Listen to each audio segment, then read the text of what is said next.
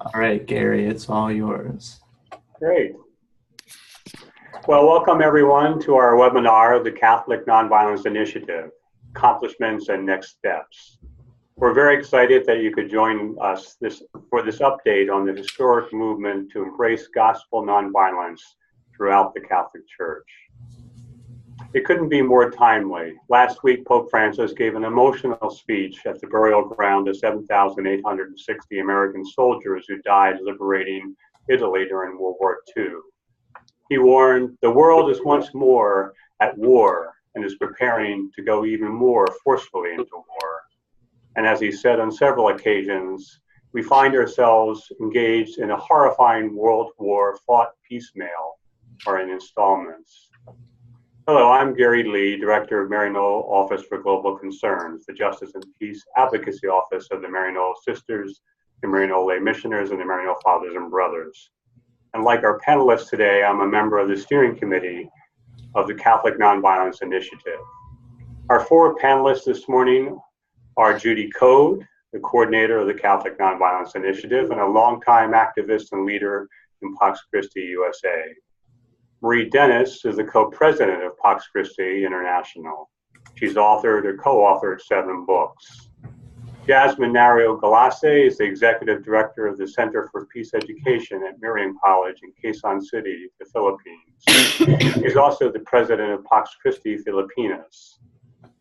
Eli McCarthy is the director of Justice and Peace with the Conference of Superiors of Men, which serves all the U.S. Catholic men's religious institutes. He's also professor of Justice and Peace Studies at Georgetown University in Washington. So as we begin, let us still our hearts and our minds for a moment and ask God's blessing on our hour together. A prayer for conversion to gospel nonviolence. Blessed are the peacemakers, you said, O Lord, for they called children of God.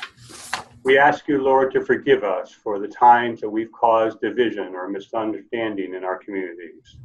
We know that communion is not achieved through violence, but through constant conversion. We ask the grace not to speak ill, not to criticize, not to be sowers of strife, so that peace can reign in our hearts. From this conversion of heart, Lord, lead us to a conversion in actions. First in our hearts and then in our world, incarnate the power of gospel nonviolence. Give us the imagination to overcome all forms of violence with creative nonviolence. Revive in our church's theology of peace, the nonviolent message of Jesus, that once again our churches may be centers of learning for nonviolence and just peace, centers of conversion from violence to peace, and from loneliness to joy. A word about our process. Each of our panelists will speak for about 7 minutes, followed by an open discussion period between the panelists. If you've got a question or a comment for one of our panelists, you can click on the chat icon at the bottom of your screen and enter your question or comment on the bottom right. Questions will be addressed in the discussion after our 4 speakers' presentations. I should say, too, that one of our panelists came down sick with the flu last night, so Jasmine Nario-Galassi won't be able to join us, but Judy Coode will read her presentation.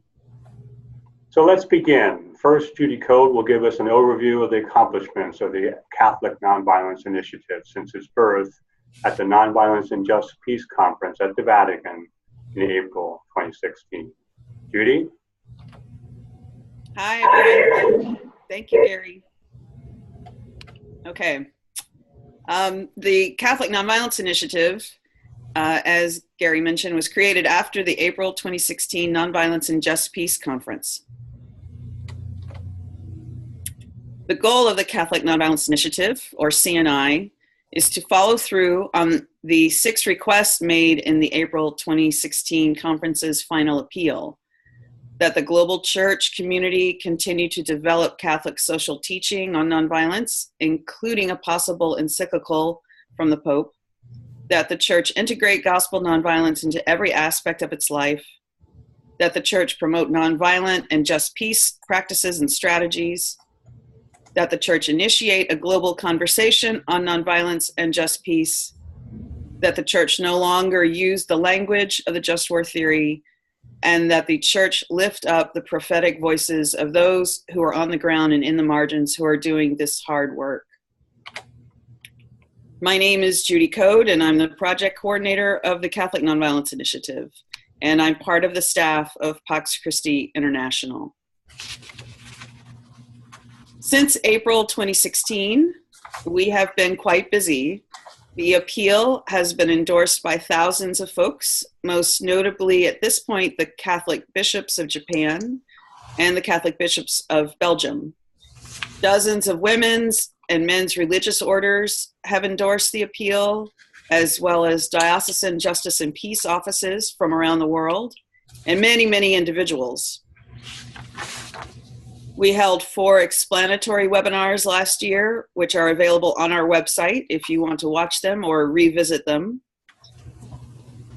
CNI organizers have had dozens of speaking engagements all over to universities and at conferences, and multiple articles have been written not only about the April 2016 conference, but about the shift around nonviolence and just peace and the dialogue taking place within the church.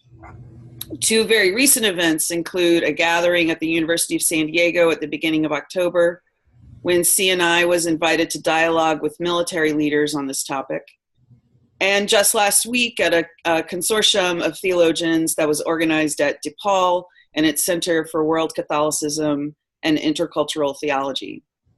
CNI was also very closely involved with drafting, helping to draft Pope Francis's 2017 World Day of Peace message, which has the theme, Nonviolence, a Style of Politics for Peace.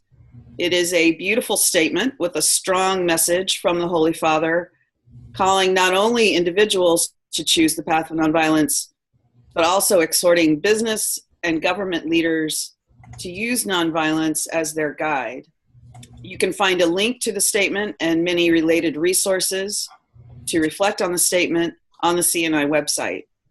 We have also hosted a few events related to the World Day of Peace message, such as in March, last March at the United Nations in New York City, at a panel co-sponsored by the Holy See's mission to the UN. And then in April with our colleagues in Brussels at a panel focused on the European Union and how it can adapt nonviolence more fully into its policies. And in October, Marie Dennis and Maria Stefan from the U.S. Institute for Peace participated in a speaking tour in the UK, organized by Pax Christi UK, where they spoke on the power and effectiveness of nonviolence. These are just a very few examples and do not show everything that has been done in the past year. At the same time, a great deal of CNI's energy has been put toward the creation of 5 roundtables. I believe Marie's going to speak more fully on this. Each roundtable, which consists of about 10 to 20 people, focuses on one of these 5 topics.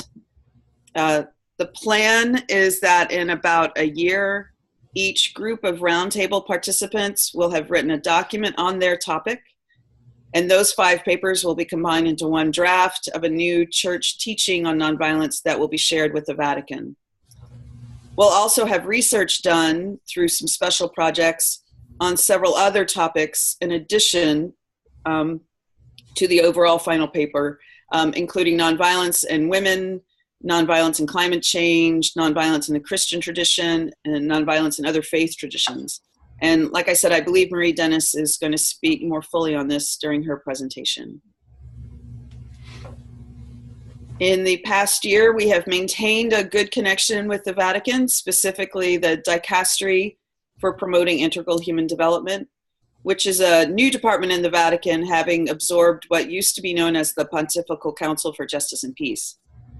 A small group of us just met very recently with Dicastery staff about 10 days ago in Rome, and had a good conversation, catching them up on our progress and getting some affirmation about our efforts. These are just some ideas for your ongoing efforts. Don't forget to check the resources page on the CNI website, and I do believe Eli is going to have more ideas during his presentation. So thanks very much for your support thus far, and I look forward to the questions. Thanks, Judy. So now we'll have a more local example of some of the activities of CNI from the Philippines. And as I mentioned, That's me. Jasmine Nario Galassi can't join us, so Judy will share her presentation with you all. Go ahead, Judy. Thank you. Oh, thanks. I have to find, Yasmin just sent her script this morning, so let me pull it up.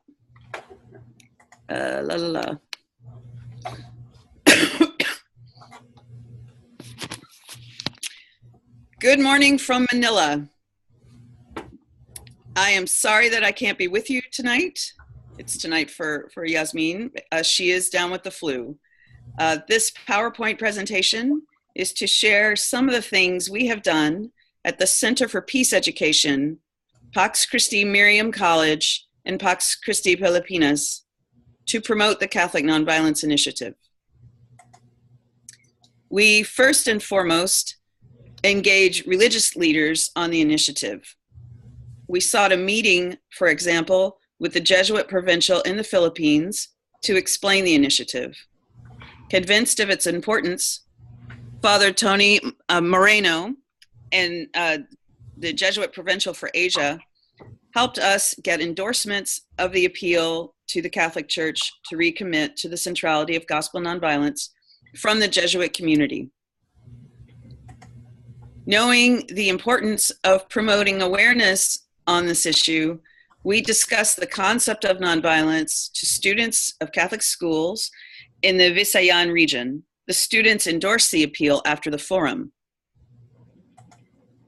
We did the same in Northern Philippines, where roughly 1,500 students from several Catholic schools took part in our Peace and Nonviolence Forum. The forum was co-organized with the Catholic Education Association of the Philippines, which has more than 2,000 member schools nationwide. Nonviolence and the Catholic Nonviolence Initiative was also integrated in a training on peace education for Philippine colleges of education and in a peace education training organized with the Archdiocese of Cagayan de Oro. The need to rethink the just war theory was incorporated within the module on challenging the war system. As we are also often invited to speak in Catholic schools, regional assemblies, we make sure that nonviolence is given an ample space in our messaging. To get more people to understand the cause in a more fun way, we did selfies for nonviolence where supporters' photos were taken, flashing messages of support for an encyclical on nonviolence and just peace.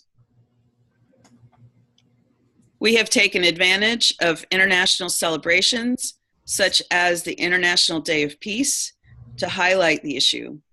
Students, for example, did spoken word on nonviolence and the importance of life. We did random tableaus in various busy corners of Miriam College, the cafeteria, library, student reading center, for example. We organized and joined public actions in defense of life. Sometimes nonviolence is vague for other people. We joined Pax Christi International's This Is Nonviolence social media campaign to help our social media friends understand what nonviolence looks like. We used the hashtags when we posted our photos in public actions or in our lobbying activities in the Parliament. We also integrated nonviolence in our faculty seminars on restorative discipline, knowing that restorative practices are at the heart of nonviolent change. A workshop on nonviolence titled "Blessed are the Peacemakers, Recommitting to Jesus' Nonviolence" was also conducted. It was attended by faculty and administrators of various members of the Catholic Educational Association of the Philippines. These are some of the simple ways by which we are promoting the cause. Hope you can also deliver a message that it's time to recommit to Jesus' nonviolence in your own sphere of influence. We will continue our bit until we get to our goal.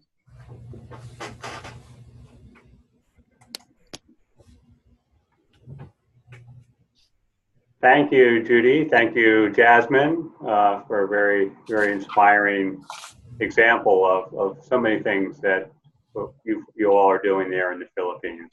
Really, really amazing work.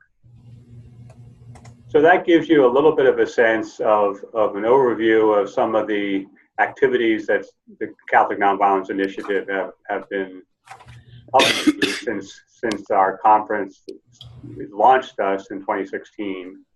Now Marie Dennis is going to look forward a little bit to the next steps in the process of the Catholic Nonviolence Initiative. Marie? Thank you, Gary. And hello, everyone. Thanks for joining us today. As you know, when we began this process a few years ago, we were convinced that the exceedingly rich concrete experience of people making peace around the world, especially those in extremely violent circumstances who are living witnesses to the power of nonviolence, could help enrich a Catholic theology and practice of nonviolence and just peace. As this CNI process unfolds, we are discovering over and over again the deep truth of our assumption. We had no idea. So what are the next steps? What is the future of the Catholic Nonviolence Initiative?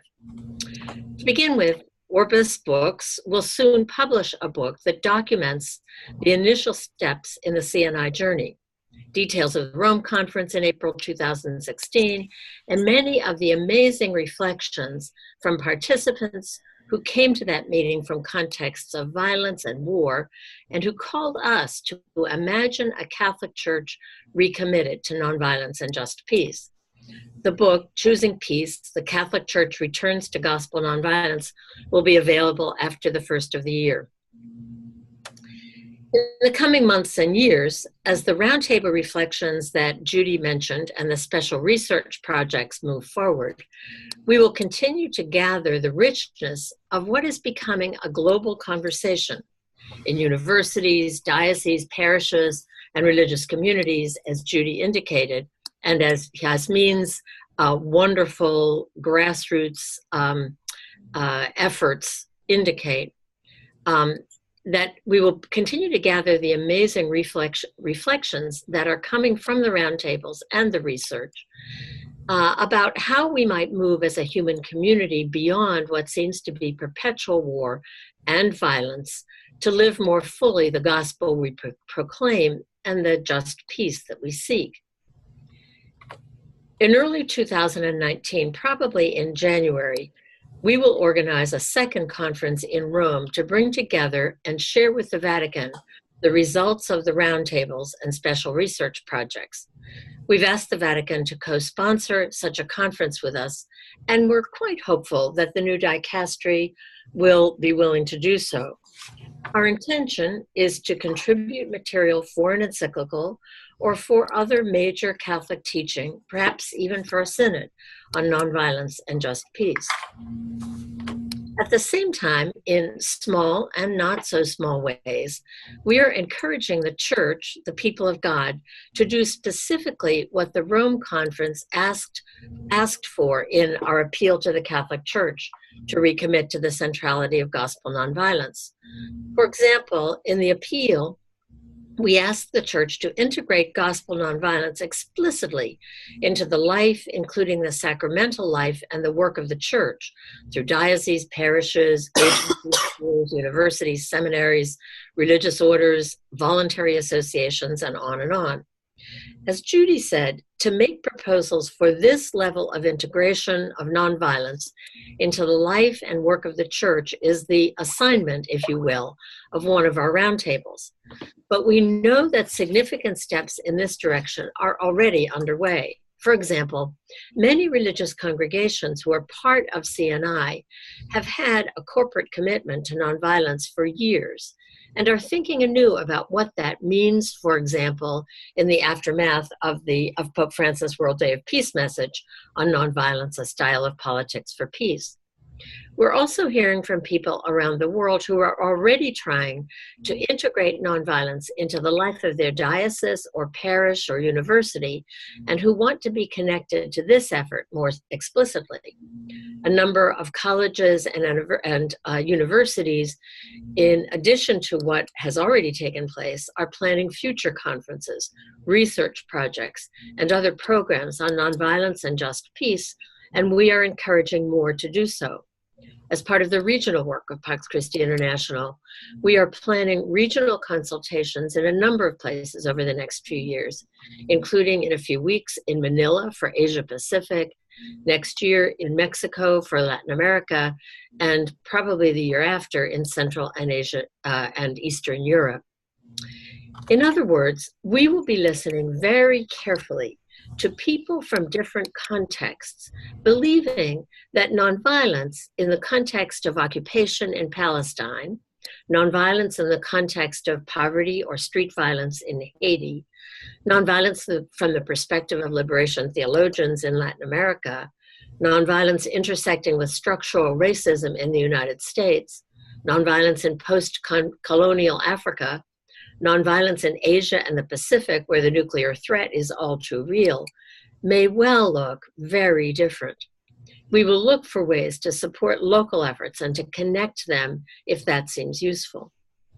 We also ask the church to promote nonviolent practices and strategies, such as nonviolent resistance, restorative justice, trauma healing, unarmed civilian protection, conflict transformation, and peace-building strategies. We ask the church to promote those kinds of strategies in their advocacy work at the United Nations and elsewhere. We're identifying policies and programs at the UN, the European Union, and at a national level that we think develop, invest in, and support nonviolent practices and strategies. Important initiatives we all know, are already underway through the Sustainable Development Goal 16, the concept of sustaining peace, perennial efforts around budget priorities in many countries, and lessons from the burgeoning field of peace building.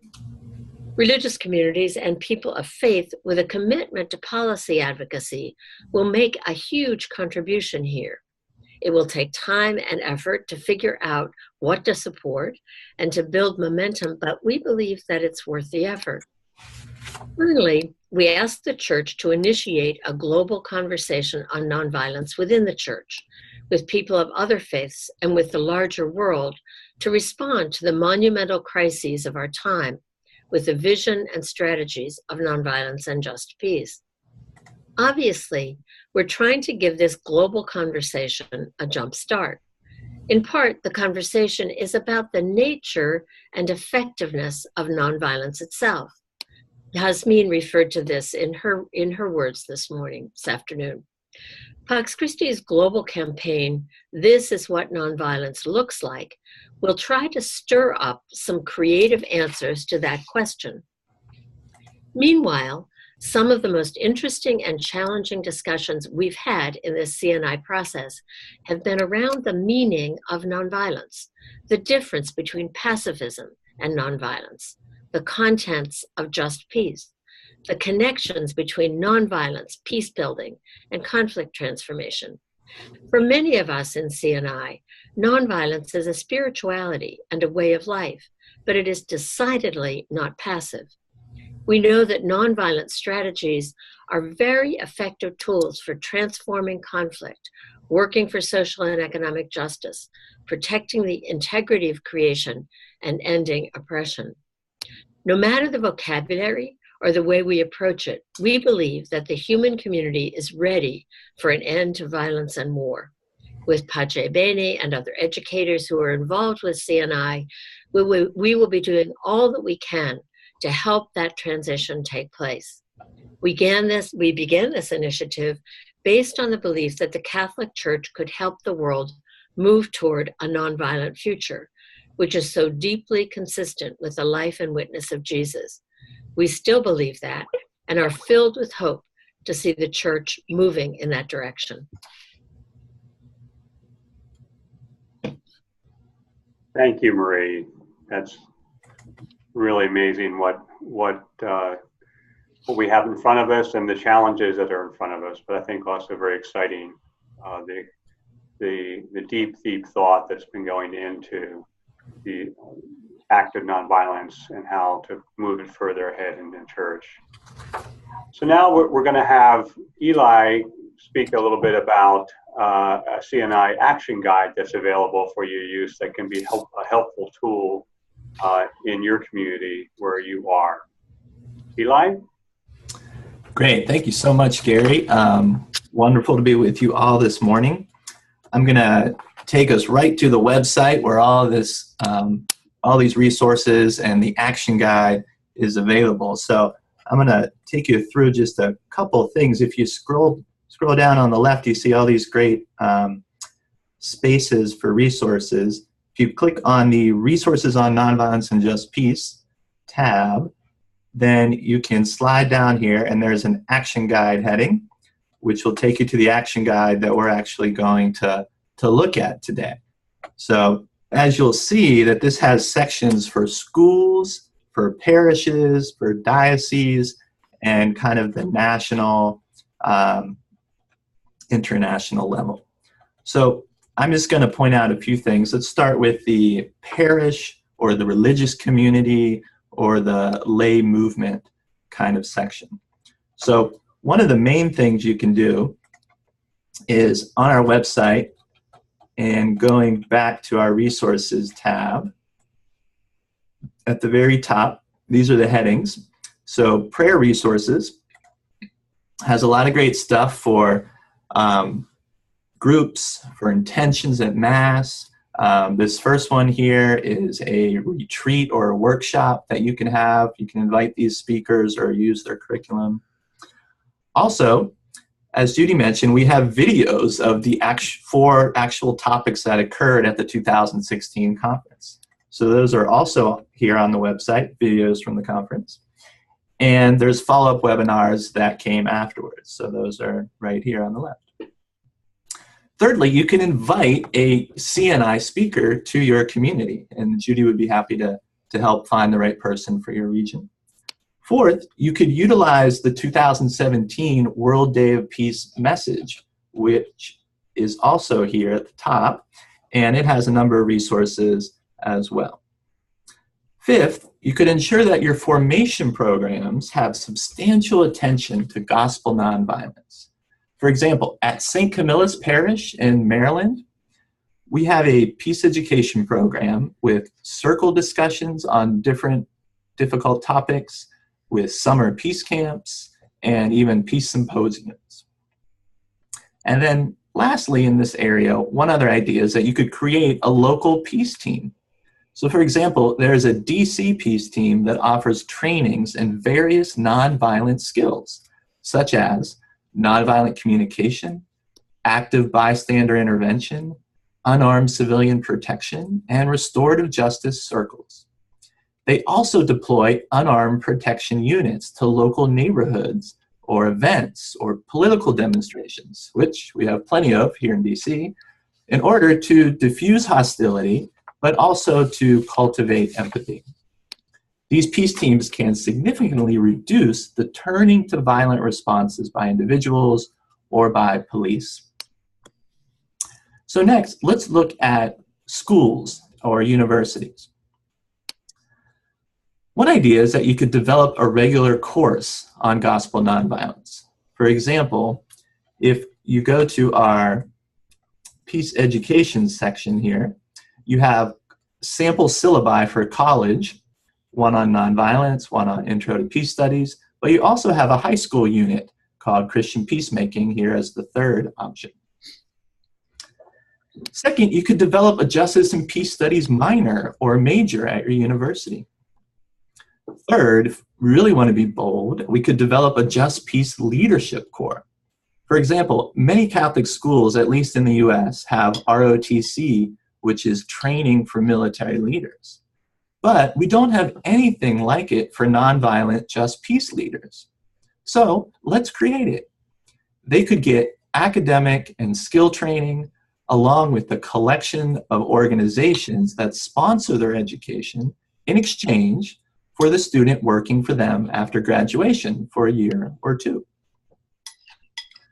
Fourth, at our schools, you could provide students with internship opportunities with nonviolent organizations such as Nonviolent Peace Force, Christian Peacemaker Teams, Operation Dove, Pax Christi, and so forth. Fifth, you could start a Pax Christi group on campus. Sixth, you could develop a restorative justice discipline model for your school. All right, let's switch now to a few thoughts on the diocesan level. Number one, you could ask your bishop to sign on to the appeal from the 2016 conference, or at least perhaps set up a meeting with him to make him aware of the World Day of Peace message and maybe talk about scaling up a particular nonviolent practice in his diocese. We actually have a sample letter that we've written to bishops here in the US. If you slide down all the way on the left-hand side of the website there, it says US Catholics, write your bishop. Second, you could work to get your seminaries to have a course on gospel nonviolence and even Catholic social teaching if they don't have that. Third, some dioceses have justice and peace commissions. So they could be asked to do focused events on gospel nonviolence and just peace, perhaps with a subcommittee to scale up some of these practices in the diocese.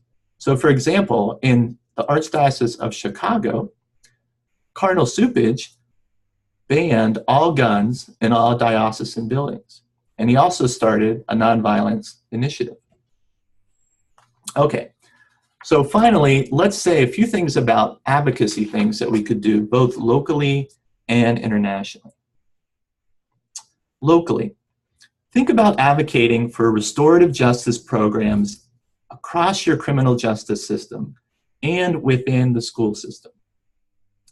Second, you could advocate for unarmed civilian protection investment, such as the organization called Cure Violence, which is used to prevent shootings and homicides in numerous cities in the US as well as other places like Honduras.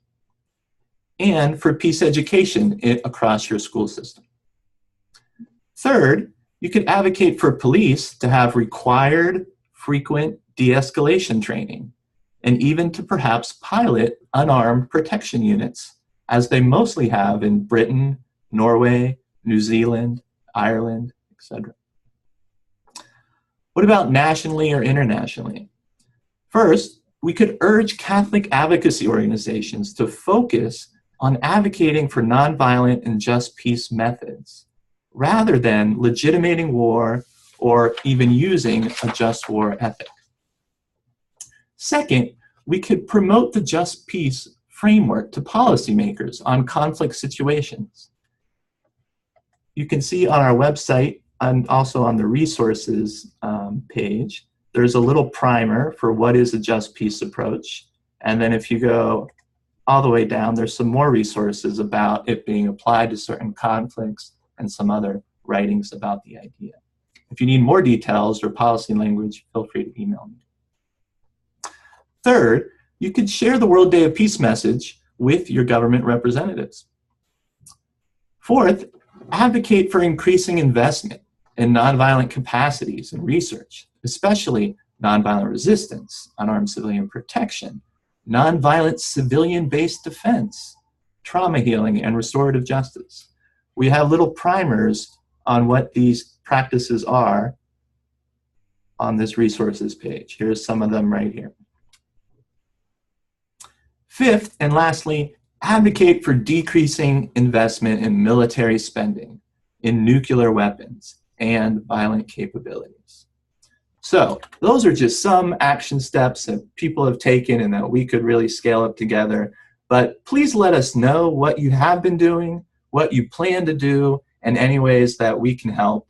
This info could be really important for encouraging the Vatican to move towards an encyclical. Peace be with you all.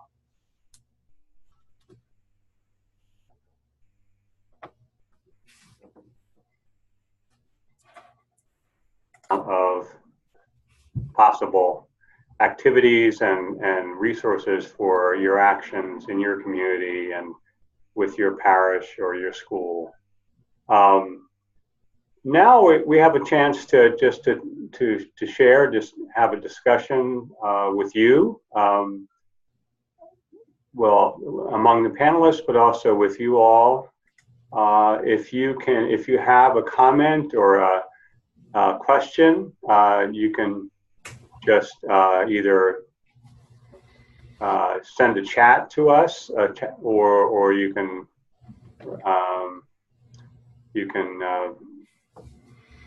respond to whatever question, or give a question to one of the speakers. Eli, is there a way people can raise their hand in this technology, or how does that work?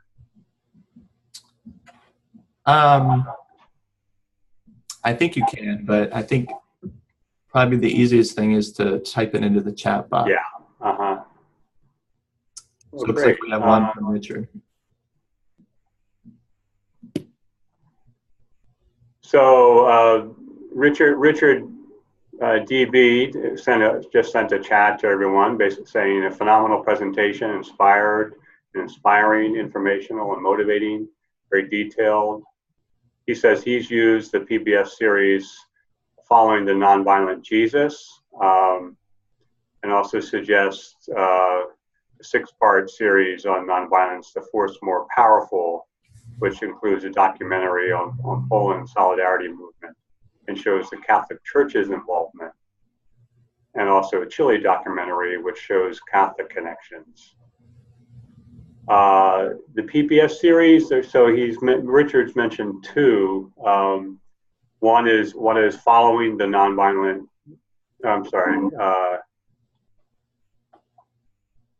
A Force More Powerful is the PBS series. So let's see, what else?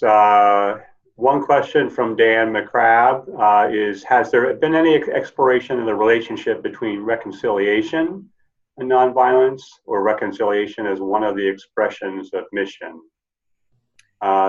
Do one of the panelists want to address that question? So what is the relationship between reconciliation and nonviolence, and reconciliation as one of the expressions of mission? Well, this is Marie. Maybe I'll just start that. Others may add, but thanks for the question, Don. As some of you may know, the foundational value of Pax Christi International was reconciliation, since it was founded at the end of the Second World War to promote reconciliation in Europe. I believe that throughout our focus on our focus has been on nonviolence and just peace, and that the building of just peace focuses on reconciliation in many ways, on many of the facets of reconciliation. For example, the process of restorative justice that Hasmin was mentioning in terms of schools is a piece of the step, is a step toward reconciliation. I think some of the most challenging steps in the process of peace building, whether that's done before conflict turns violent, and of conflict transformation, whether before conflict turns violent or after, include a very serious level of attention to reconciliation to restoration of right relationships. So yes, absolutely. There are many connections, and Eli, Judy, others may want to say more about that. Thanks, Marie. So Julia had a question for everyone. She asked, how do the roundtables work? How are they organized, and who will participate? Judy, why don't you take that one? Sure. So we started the roundtable process. It's been almost a year now, and the decision was to we collected nominations. We came up with the themes that we wanted to focus on for each roundtable, and we started to request suggestions from the folks who were on the CNI steering committees, the folks who had helped organize the April 2016 conference, the participants from the April 2016 conference. We asked them for suggestions for those specific themes. So it was in some ways sort of it was a fairly controlled process of receiving nominations. We ended up with about 300 names, a list of 300 people from around the world who are theologians or peace practitioners, or some combination of that. And then from within the CNI Executive Committee, the CNI Executive Committee members are each coordinate one of the roundtables. And so it was a process of trying to find a balance, a gender balance, about a geographical balance, a bit of a focus balance, to come to a size that would be a good size for working together. We really didn't think that more than 20 people or so would be a useful size for a group that we really wanted to be able to work together to come up with a final product. So that has all happened. It's finished. We finished the lists probably in the late spring, beginning of the summer, and invitations were issued over the summer, and all 5 roundtables have started working, and I think each one of them have already have at least 2 phone calls. They're all meeting either by Skype or by Zoom, and they've started their work going. We do have a schedule now for when we're hoping in the next year. By this time next year, we really want we want to be pretty close to the final document that we want to share with the Vatican. So we have come up with a schedule for deadlines for the writing. It's a big challenge because a lot of the folks, they don't necessarily know each other. They are from different cultures, different backgrounds. I think almost everybody, a majority of them are Catholic or identify as Catholic. We do have some folks who are not Catholic, some other theologians who are participating with us. It's been a pretty interesting, I mean, all 3, Eli, Marie, and Gerry are all involved with the roundtables. I'm less so engaged with the day-to-day conversations that they're having. I think it's been a real interesting experience. They can speak more if they wish about how much we need to come to an agreement on language and what we are bringing ourselves to these conversations. And there's been some really good sharing, a lot of good information passed back and forth, some growth that's going on. So, at the end, though, the roundtables, they're pretty much set at this point. Thanks, Judy. That's really helpful. Maybe just add. Marie or Eli, do you have anything to add? Yeah, I do. Just a couple of words, which is that although as Judy said, the roundtables, these particular roundtables are set, that they have a particular task to try to move the conversation forward with the Vatican toward an encyclical, but the concept of having these deep conversations about the various topics that are being addressed is going on in different places. So, for example, this last weekend at DePaul University, Judy mentioned the conference that they had. It was a focus on the theology of nonviolence, and some of the material or some of the people who were part of that conversation but are not in the roundtables will be offering material, sending written documents, and possibly reviewing some of what comes out of the roundtable. So I think there is so much energy around this, which is fabulous. And what we're really hoping is that people won't wait to join into an official roundtable, so to speak, but will generate their own conversations and then share the fruit of those conversations around topics like theology or scriptural exegesis of nonviolence, or what would a new moral framework look like, and so on. So don't wait for these roundtables. Do your own. Good words of advice, Marie. Thanks. So we've got a number of more comments, and I just want to interject that if we don't get to your comment because of time limitations, we will you'll receive both a recording of this webinar, but also you'll get email contacts for each one of us, so you can continue the conversation by email with any one of the speakers from CNI. Glenn Amorosia mentioned two ideas in terms of outreach to young people. One was to start a dating site for nonviolent interested individuals, but also to look at video games which are so violent, and as we all know, and how about a nonviolent video game? And then Anne also suggested a campaign against the video games as well.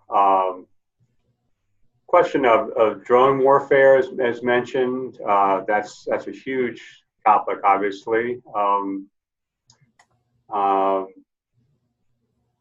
Let's see. Okay. And there's another in the chat, which you'll be able to receive, or there's Richard gave a link to the PBS series that he mentioned, Force More Powerful, as well as Eli gave a couple links there. Let's see. Boy, a lot of great resources that you all are putting up on the chat. So thank you. Richard mentioned I was blessed to invite Marie to diocesan service and the social concerns convocation, and she was phenomenal. See a question there about peace education, and someone mentioned also training, nonviolence trainings. Someone mentioned Pace Bene, which is absolutely one of the best and is part of the CNI.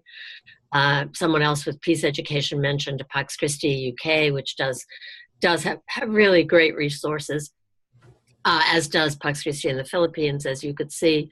But there are many others. So share your good resources with each other. I think it's the part of the life of this project is that it is a non-linear process with lots of good ideas coming from different directions, and a lot of deep experience in our broader community. I would just add on that there are, in addition to Pace Bene, like the Meta Peace Team and DC Peace Team both have people who are committed Catholics that are part of that could lead a training with a Catholic lens and an orientation.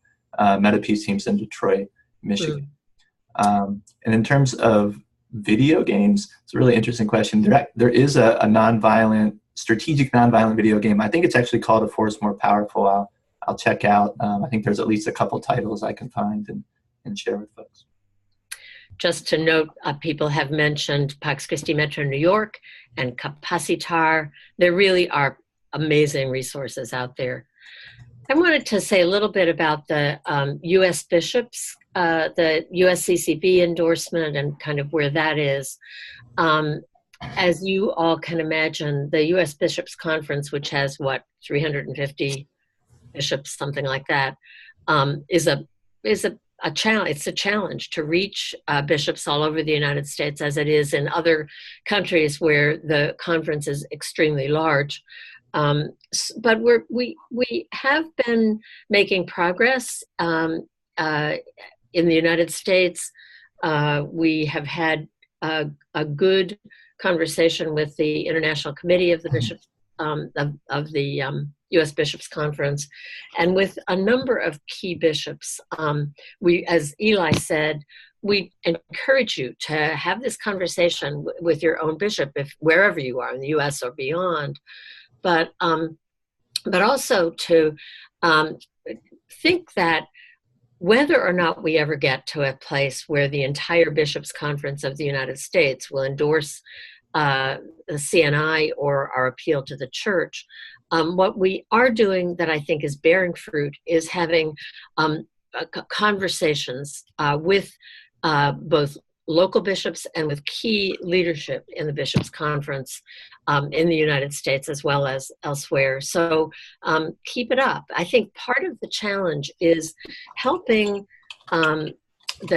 everyone, including the hierarchy, to recognize that we are talking about nonviolence absolutely as a spirituality and a way of life, but also as a very powerful tool for engaging and shifting conflict in a world that is much too violent. And so I think as they begin to focus on the really positive potential for nonviolence and begin to understand what just peace might look like, I think there is a kind of steady growth of attention and interest in this project, even in the U.S. Bishops' Conference.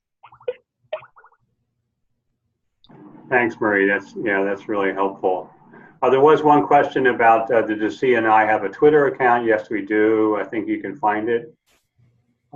Is that right, Judy, on the website? Yeah, it is. You know, I should be able to just reel off the handle off the top of my head. It's at Cath CATH Nonviolence. Cath Nonviolence. That's our handle on Twitter. Great, thanks.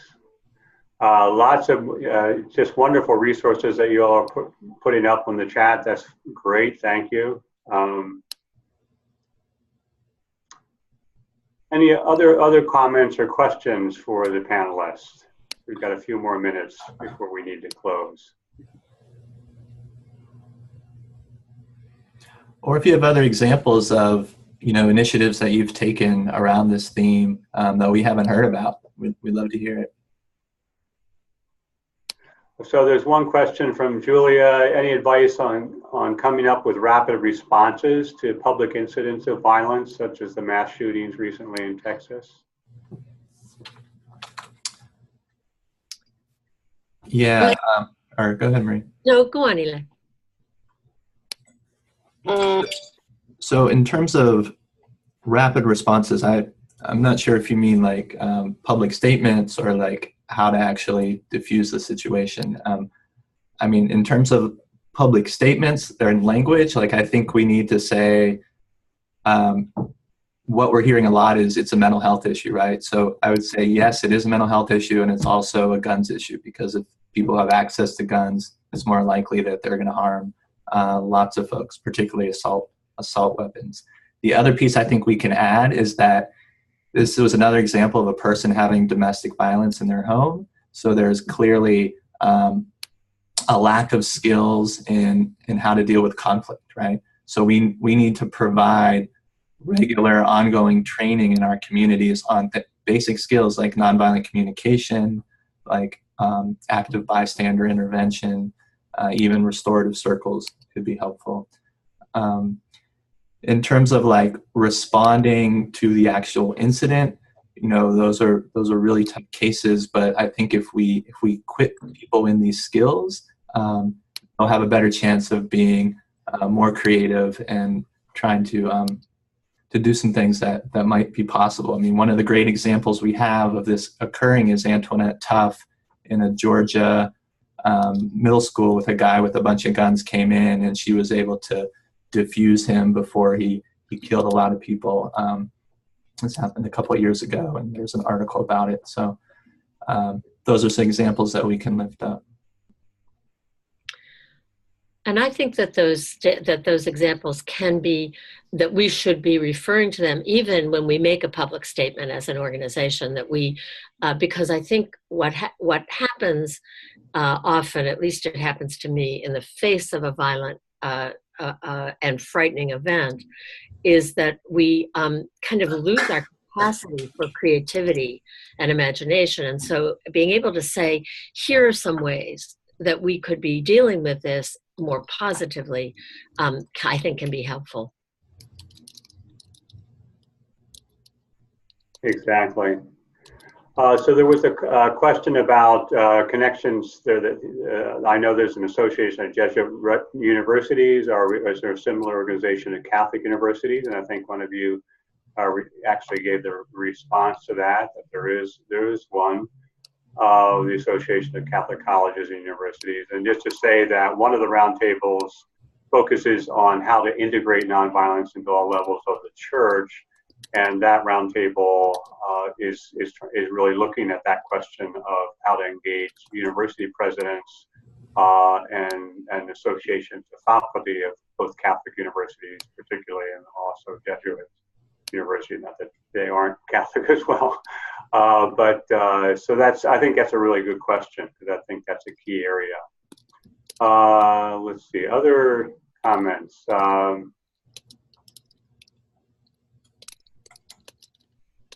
Just more actions after the Halloween attack in Lower Manhattan. There's a comment there.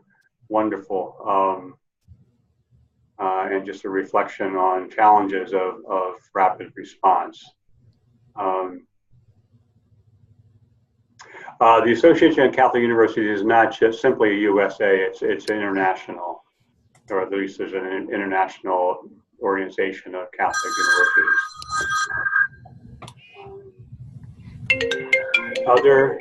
Other questions? Sorry. Go ahead, Marie. No, I just was apologizing for my phone ringing. Oh. Well, we probably should bring it to a close. This has just been a wonderful, wonderful sharing. Just thank you all for not only the panelists, but all of you who've participated in this webinar, for a really rich and energizing, inspiring conversation. We've got to keep it up. We've got to spread this further and wider through our church, and each one of us can do so much to make that happen. And you are doing so much. So thank you for your witness and for your efforts on behalf of Gospel Nonviolence. In closing, I just want to perhaps share a brief prayer of closing from the World Day of Peace message, which I'm sure you're all very familiar with, that we've quoted today. It's just a great resource for our work in nonviolence that Pope Francis has shared with us. And as you probably realize, was the first major statement of a Pope on active nonviolence. So a very significant event this year in 2017. So just to conclude our time together, let's just pray together for the force of Jesus in our lives to bring active nonviolence into all of our hearts and into our society. And conclude the conversation with this prayer from Pope Francis's World Day of Peace message 2017.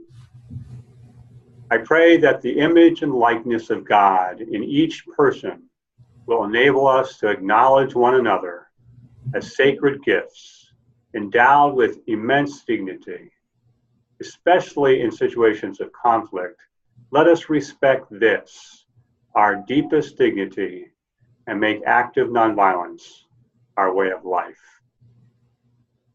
Amen. Amen. Well, thank you all. God bless and peace, and let's go out and bring so much more nonviolence and peacemaking to our world. Take care. Thank you. you. Bye. Everyone.